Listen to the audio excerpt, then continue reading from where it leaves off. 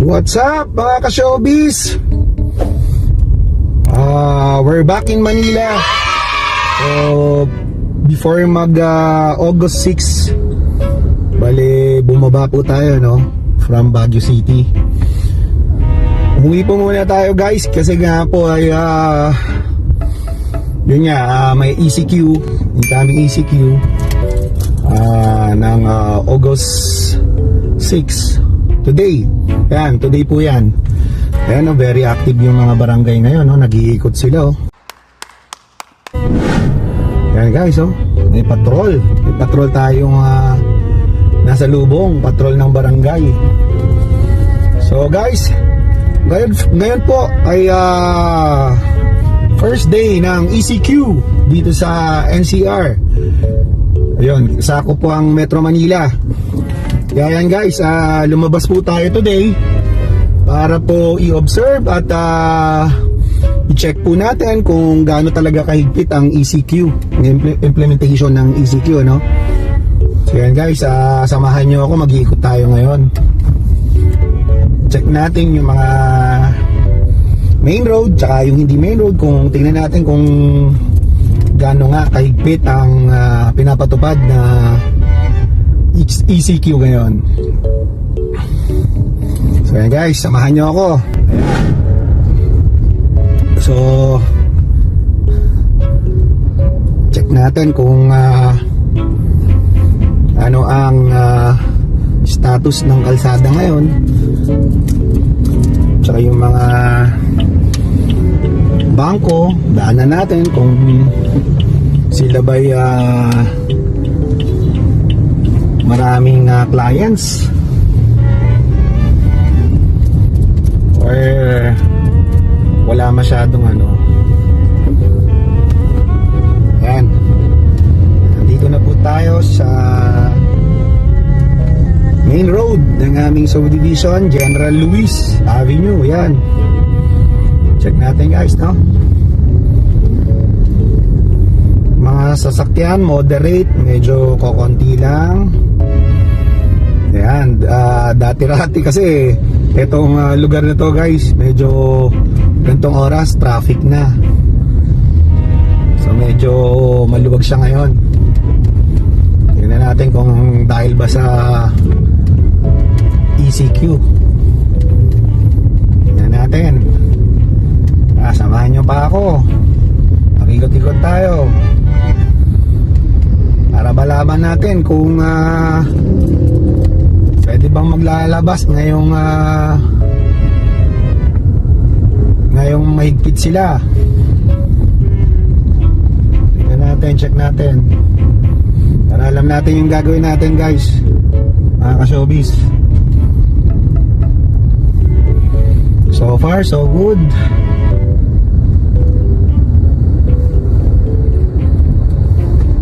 Ayan, nandito tayo ngayon sa tapat na mga pabrika dito sa amin. Nandito po yung Rebisco.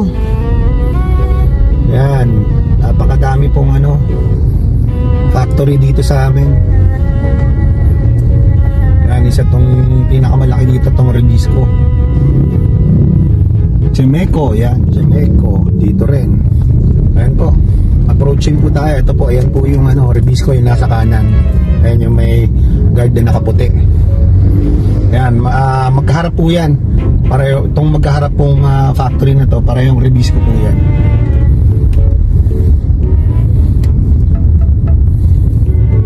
So ayan guys, binabaybay natin ngayon to. Ang dire-diretso po nito ay papuntang Malinta exit. Pero syempre, di na po tayo darating sa Malinta exit. Actually guys, tong area na to, dito pa lang sa may, yan, yung next main road intersection, lagi pong may checkpoint dyan. Tignan natin, check natin kung may checkpoint at kung mahigpit sila. Yan, para po sa ating mga viewers to, para malaman nyo kung mahigpit o kung ano man yung ipinapatupad ng ating PNP o DILG man yan, kung ano man yan, LGU, kung ano pinapatupad nila ngayong ECQ. First day po ngayon guys. Ayan, medyo nagbibuild yung traffic ngayon.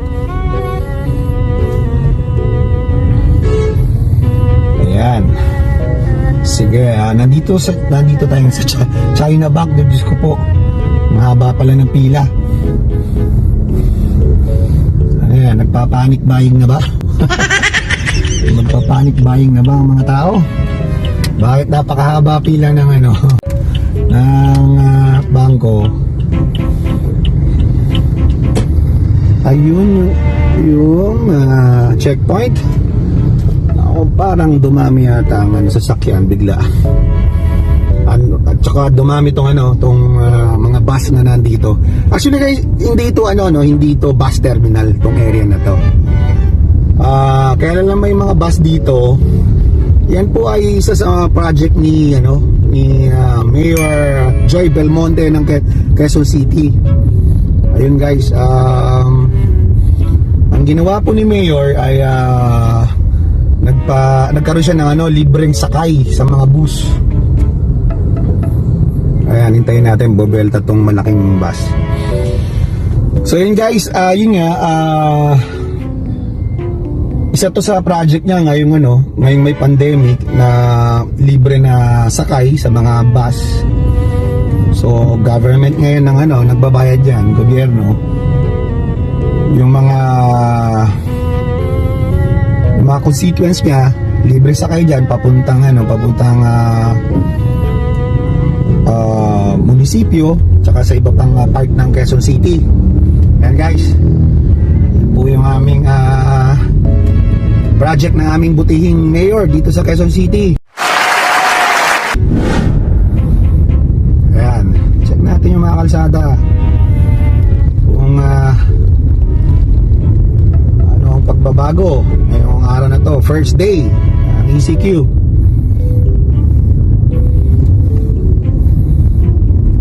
Guys, dito tayo sa SB Road going to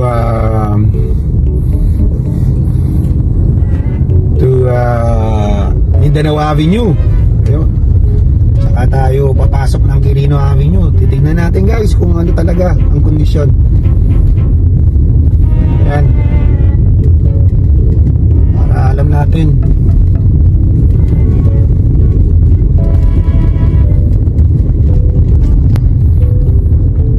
Guys, papunta po tayo sa isa sa pinakamalaking main road, ang Mindanao Avenue po. Ito po yung nagko-connect ng north hanggang sa south. Yan guys, check natin kung ano ang pagbabago. So far yun, medyo parang marami pa rin sasakyan na nasa labas, parang hindi naman nagbago. So ibig sabihin hindi naman masyadong mahigpit, kasi dati yung mga naunang ECQ na naranasan natin guys, yun nga, wala halos sa mga sasakyan sa kalsada. Akala mo nga ghost town ang Metro Manila, pero ngayon hindi na ganoon kahigpit. Tapos yung nga sa bangko kanina, medyo sangkatutak yung nakapila. Ang dami guys. Hindi ko lang nakunan ng video dahil nga medyo mahirap na i-focus yung ating video dun sa bangko na nagda-drive tayo. Delikado, baka ma-aksidente tayo. Pero kanina talagang nakita ko sobrang dami ng tao, haba ng pila. Parang may panic. Parang nagpapapanik withdraw yung mga tao.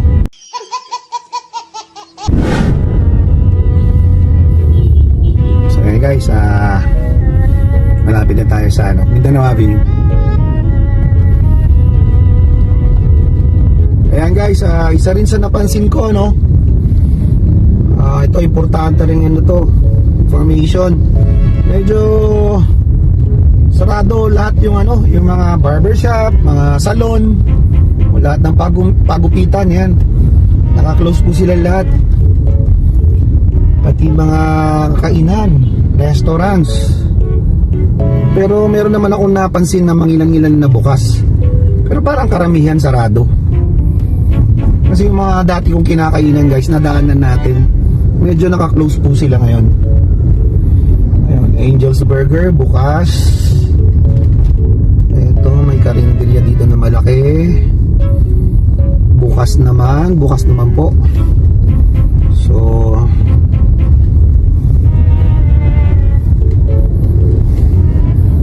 yun, bukas naman yung iba.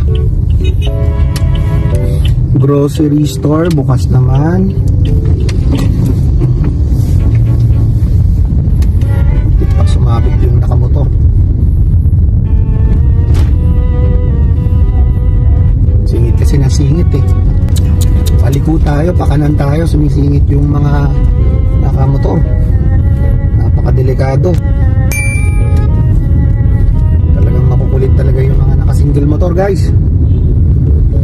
Pero hindi naman natin nilalahat. Ayan.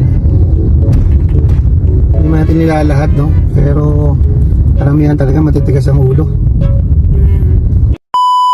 So yun guys, dumaan muna tayo dito sa may Shell gas station. Papakarga muna tayo at medyo... Yes. Medyo kokonti na lang yung ating gasolina.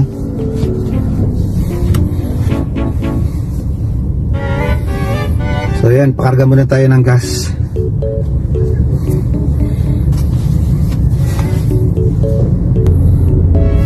So yan guys, tayo po nagpakarga saglit ng gasolina. Ayan, at pagpapatuloy ng ating pag-iikot. First day ng ECQ dito sa Metro Manila, specifically dito sa may Quezon City guys, dito sa bandang Novaliches. Ayan, check natin kung ano ang nagbago, kung may nagigpit ba. So ayan, approaching na tayo ng Mindanao Avenue. Napansin ko rin guys dito sa SB Road, Sunny Belmonte Road,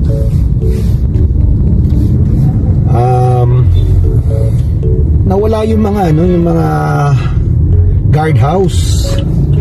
Yung mga guardhouse to kasi sa likod po to ng subdivision, so may mga naniningil pong mga gwardiya sa mga dumadaan yan sa SB Road, sa kalsada na yan. May mga naniningil ng tigli 5 piso, 10 piso, ganyan, parang pinaka toll fee. So nawala silang lahat. Ayun, yun ang isa sa mga nagbago yata dyan sa kalsada na yan. Anyway, ito, nandito na po tayo Mindanao Avenue. So U-turn po tayo dito. Ayan, ito po ay pabalik papuntang Quirino Highway. Ayan guys, check din natin dito kung ano yung makikita na at maobserbahan.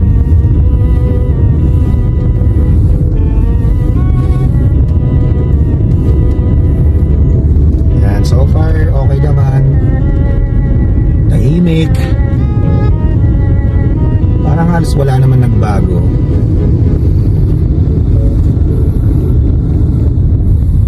Ayun, at bakit naman talagang sa gitna pa bumaba si Manong?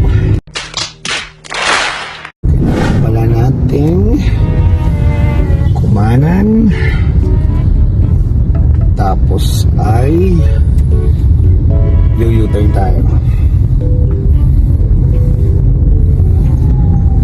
Ayun, dito palagi ko pwede na.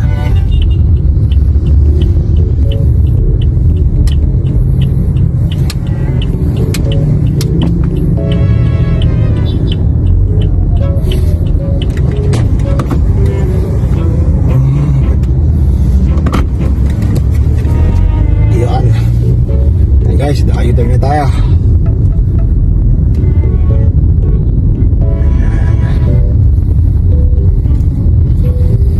So hindi pa rin tayo pwedeng dumiretso guys, so kailangan natin kumanan ulit dito. naglalaki ang mga bus, oh, naggigit-gitan. Ayaw nila patalo. Ayaw patalo sa isa't isa. Nag-uunahan sa mga pasahero. Ako, kaya dami aksidente nangyayari sa kalsada eh, Elsa. Mga driver na nag-uunahan, pick up ng pasahero. Only in the Philippines. Ayan, dito lang yan sa Pinas, mga ka-showbiz.